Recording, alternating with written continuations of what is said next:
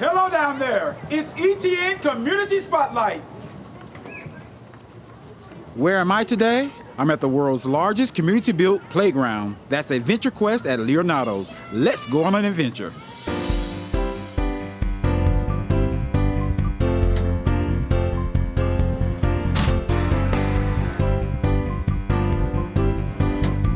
Welcome to ETN Community Spotlight, where we shine the light on a local nonprofit organization.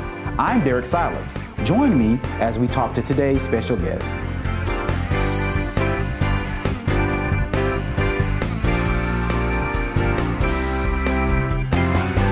Leonardos has been a part of Enid's downtown community for over 22 years now. It has a very special story about how it started and the fact that we have some very special people from our community. Dr. Owen K. Garriott and Helen Walker Garriott wanted to give back to their community, and they made the purchases of the property and such for Leonardos to get going in our community. It did start as a summer camp program. We wanted to offer some camps that were on sciences and arts, which is why Leonardos is Science and Arts, is because of Mary Helen and Dr. Owen K., because he was a scientist and she was an artist and a teacher, so it's a beautiful compliment. And so the idea of having the Children's Museum kind of grew from there. Leonardo started on the first floor of this building here on the 2nd Street in Maple, and we just utilized basically the first floor, which is a 10,000 square foot area. All of the exhibits were very handmade, just creative geniuses, people thinking, how can we demonstrate this science concept to children? But we were doing the best with what we had, and it was a very nice, very small children's museum. About 10 to 12 years ago, we had a board of directors that decided what's next for Leonardos, and they wanted to expand. They wanted to really increase the amount of children's exhibits. They set a mission to raise over $6 million. And it was when oil was a little bit low, economy was not doing very well, and people said, are you sure you want to do this right now? I really don't think that's possible. But with the executive director we had before, Julie Baird, and the head of our fundraising committee, Susan Bowers, that was like challenging them. And they raised $6.2 million. And so we recently invested $6 million worth of renovations to the building and exhibits. We are now 20,000 square feet of children's exhibits, and they're very interactive. We think children learn by doing, not just by looking at something under the glass, so we're very proud to say that they're interactive. As we expanded, though, we also wanted plenty of room to do educational classes. So Leonardo's now has, in the building that's attached to us to the east, that is our education annex, where we have a science lab, an art lab, general classrooms, a small little kitchenette. That's where we're going to host. We are hosting summer camp, and we hope to be hosting classes all summer long, or all fall, summer, and winter long.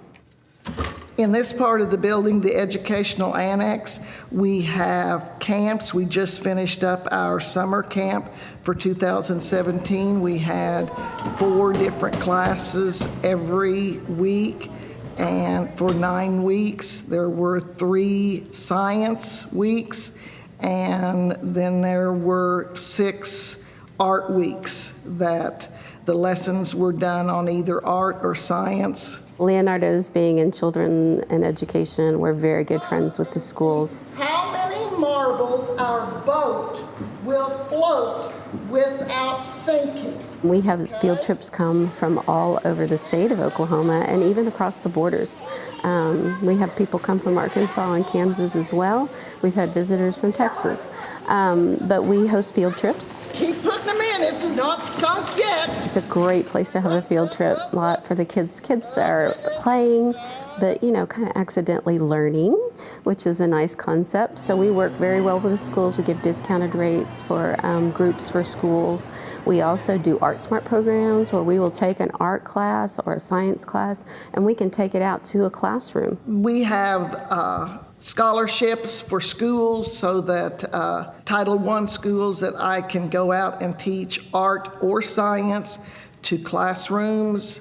I am working with Kremlin Hillsdale School, and I have parents that have volunteered to pay for the classes. So most of the classes have anywhere from 4 to 5 classes during the school year, and I go out and do either art or science with them.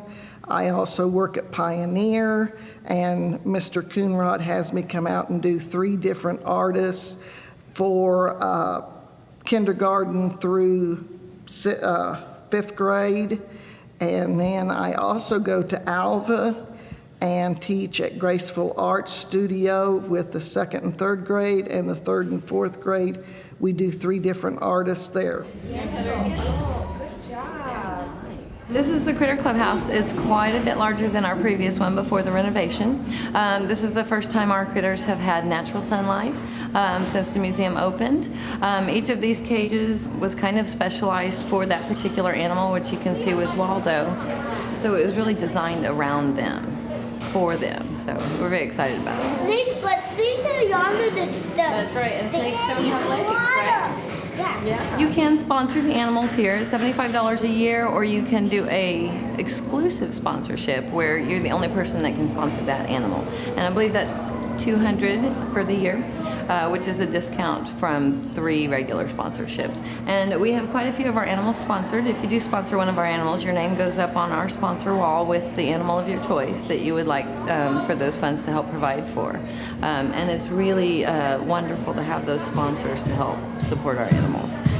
When you have this many animals, you have vet bills and, of course, food and supplies, and there's quite a cost that comes with it. So most of our animals here are handleable. The staff can handle the animals and get them out for the children to pet and learn a few facts about each one. Come here, look. Waldo, our chameleon, he is not handleable. They are wonderful display animals, and they teach you about a lot of animal attributes, but they don't like to be touched. And when you try to pet him, he does change all kinds of colors. So he lets you know by how he looks if he's upset with you. Adventure Quest is a part of Leonardo's Children's Museum. It's a very big part, actually. It has a lot of history. It's been here for over 20 years now, and it still holds a world record. So there's a lot to tell about Adventure Quest. But to start from the very beginning is shortly after the museum opened in its very original form, which was 10,000 square feet on the bottom of the building across the street, our founders, the Garriotts, purchased this land as well. And it was cleared. In long ago days, it was an ice house that was located close to the railroad so that they could pick up their ice and transfer food. But then the area was cleared in about 1995, and Helen and Cheryl and a group of that were involved in our founding got together and decided they were going to build this castle. This is the castle of all childhood dreams. It's a huge, giant 3-story play area, all made of wood. It has so many slides and tunnels and little features in it that you can play with. It's amazing. And one of the very neatest parts about Adventure Quest is Adventure Quest was built with volunteers. No one was paid to build this amazing castle. There was plans purchased and a particular engineer that was paid to be sure everything was really safe, but otherwise volunteers built this amazing castle that has entertained children since 1996. Fall of 1996 is when it was opened. And we've actually figured all the numbers. Over 12,000 volunteers made this area with over 150,000 volunteer hours, and it holds a world's record for the largest community-built playground in the world, right here in Enid, Oklahoma. And it's a part of Leonardo's Children's Museum, so we're so blessed to have it. Having an outdoor feature is interesting because, of course, in Oklahoma weather, there's some days that you don't want to be outside, but there's a lot of days that you do want to be outside, and sometimes it will surprise you. We'll get warm winter days and such, so our rule is we open Adventure Quest if it's over 40 degrees. We shut it down if it gets over 105 degrees. So that way we're sure that everybody's safe out here. Adventure Quest does have all kinds of swings and activities for all the way down from toddlers to older adults. In the very back, there's a beautiful garden area. There's a greenhouse that we have some plans to start learning about botany and such.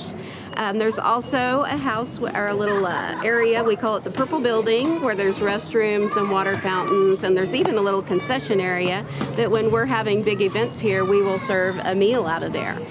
We also lease this area out for things, and if everybody, we hosted a reunion picnic, and they served their meal out of the concession area. So it's just an amazing feature, one of a kind. I get calls from all over the Midwest saying that they drove by or they saw it, they want to learn about it, they want to learn how to reproduce it in their small community. So I'm really proud of that. So we like to say that Adventure Quest is the icing on the cake when you come to Leonardo's Children's Museum, and it sure makes for a full day. You can play all day here at Leonardo's Children's Museum and Adventure Quest. The Oklahoma Museum Network is fantastic for Enid and for Leonardo's. It is a group of 5 different museums that serve children around the state of Oklahoma.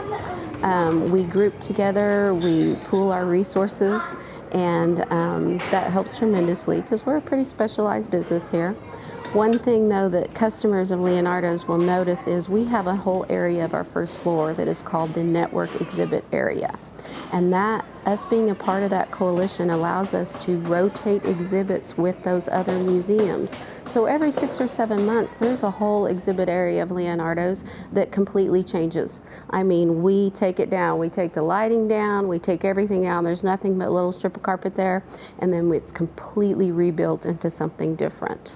So that keeps Leonardo's changing all the time. There's always something new to see.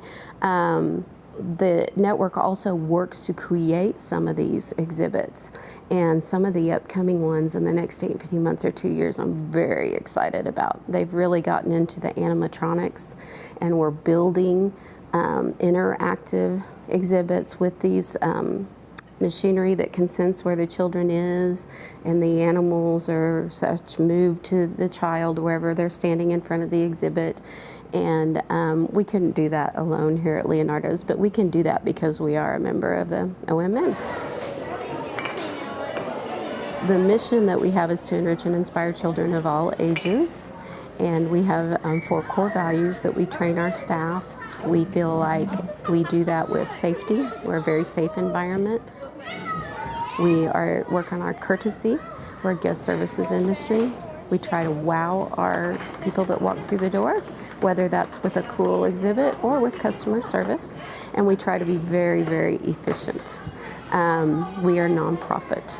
Every dollar that I take in across the front desk, I try to tell my staff, I want to get $1.50 to $2 out of it for the people that come here. We do charge at the front door. We are not a public facility, which surprises some people, but we try to keep that charge as low as we can. It has not gone up significantly with the exhibits, but it has gone up just a couple of dollars. So it is $9 at the door if you're not a member of our organization. However, if you wanted to become very involved in Leonardo's, you can buy a membership and you can come here for pennies. Depending on how many times, pennies a visit, depending on how many times you come over the year. Make sure he's breathing, guys! Leonardo's is bringing in at least 100,000 visitors per year into this facility.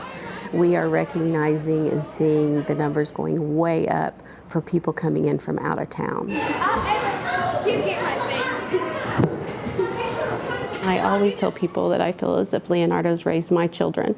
When my kids were grade school and going into junior high, there were so many opportunities to keep my children busy during the summer. And so I feel they were raised at Leonardo's, and now it's neat because I get to help do that for other people.